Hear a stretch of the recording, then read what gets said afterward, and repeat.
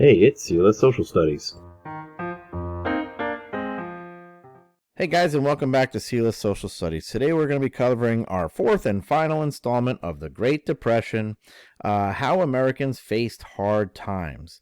Now, the Depression had a humongous effect on the unemployed in the United States. At the end of 1929, near the start of the stock market crash, unemployment in the United States hovered around 1.9 million people. By 1932, the number of unemployed ballooned to over 12 million people out of work. The numbers worked out that out of the number of eligible Americans who could work, 25% of them, or 1 out of every 4 people, were unemployed. The Great Depression also had a monumental effect on the personal lives of American citizens. Americans had to choose between taking extremely lower wages or a pink slip, meaning fired or laid off. Those who lost everything in the stock market, or farmers who lost everything due to overproduction, would sell all of their property and try to make enough money to survive. Pictures stemming from the 1930s and 40s show people on the side of the road selling apples for 5 cents, brand new cars sold for $100, cash only of course, and even signs where women were willing to sell their children. Minority groups arguably suffered the worst during the Depression. The hardest hit minority group was African Americans.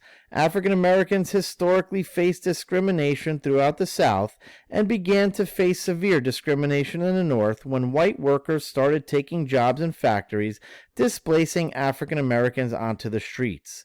Of all the minority groups, African Americans also had the highest unemployment rate during the Depression, topping out at over 50%. Roosevelt noticed this division and set up relief programs to help African Americans find work. He also returned to African American leaders to act as advisors to his administration. For example, Mary McLeod Bethune was an educator who was appointed to Roosevelt's cabinet, a cabinet known as the Federal Council of Negro Affairs, or the Black Cabinet. The mission of the Black Cabinet was to keep President Roosevelt informed on what African Americans throughout the United States required to be successful. The council would be a mainstay throughout Roosevelt's entire presidency. Mexican Americans were also hit very hard during the Great Depression. As America's practice manifest destiny and moved westward, white workers began taking many jobs away from Mexican American citizens. It became almost impossible to find jobs out west with the white migration. In California, local leaders and union leaders convinced government officials that deporting Mexican-born workers and their children, even if they were U.S. citizens, was a good idea. Overall, Presidents Hoover and Roosevelt deported between 1.8 and 2 million Mexican Americans between 1929 and 1936.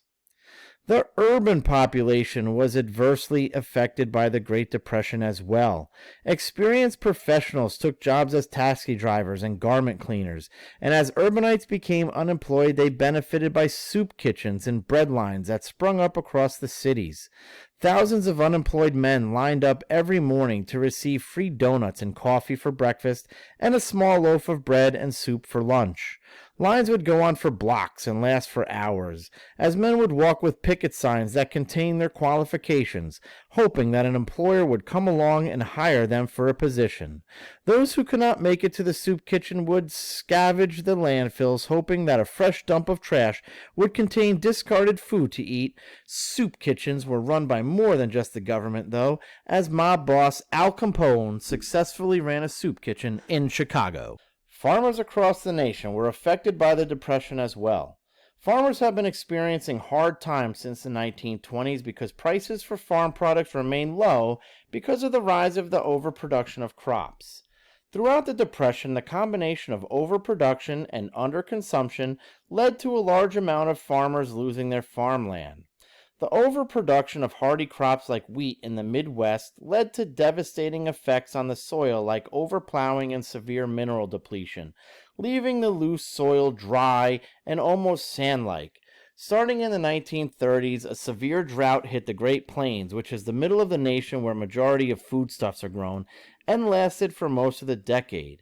As farmers attempted to plant crops in the soil, they would not receive the minerals from the soil or rain from the sky, leading huge crops to just wither away.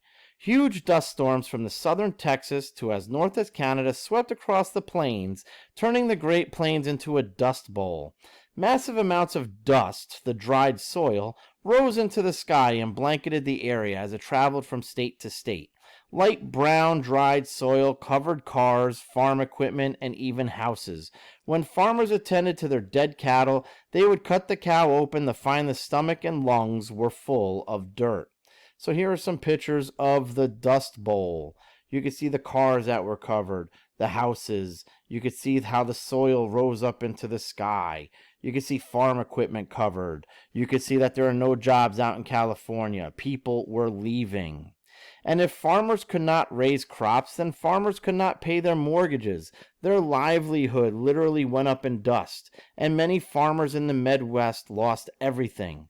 The federal government tried to assist by passing New Deal programs like the Agricultural Adjustment Act that attempted to stabilize prices and even loan money to farmers to help pay the bills. However, for the majority of those affected, it was too little too late. As a result of the Dust Bowl and the overproduction and cultivation of soil, scientists created advances in farming and conservation methods to prevent the travesty of giant dust storms.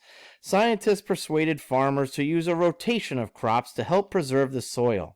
Since different crops use different types of minerals from the soil, if farmers rotate crops every season, then the soil will be replenished with minerals needed to rejuvenate the topsoil. Even with the implementation of crop rotations, many farmers were unable to regenerate their crops. American families began to split up across the nation, with fathers roaming city to city in order to find steady income.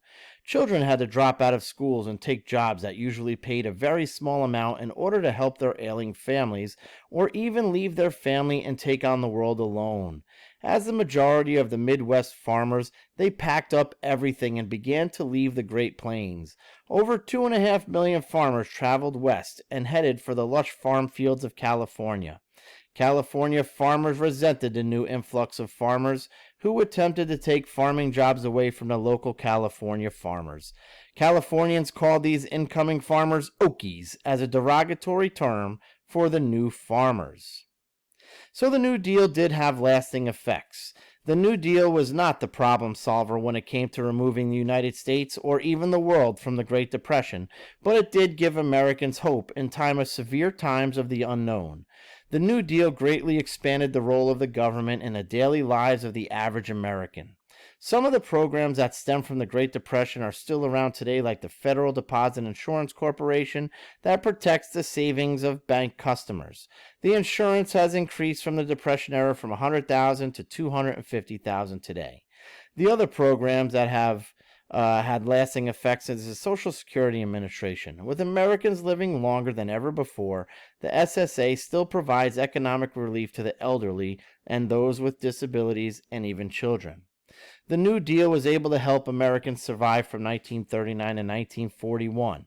It was not responsible for getting the U.S. out of the Great Depression, but it was responsible for saving millions of lives, lasting long enough for the true savior of the economy, World War II.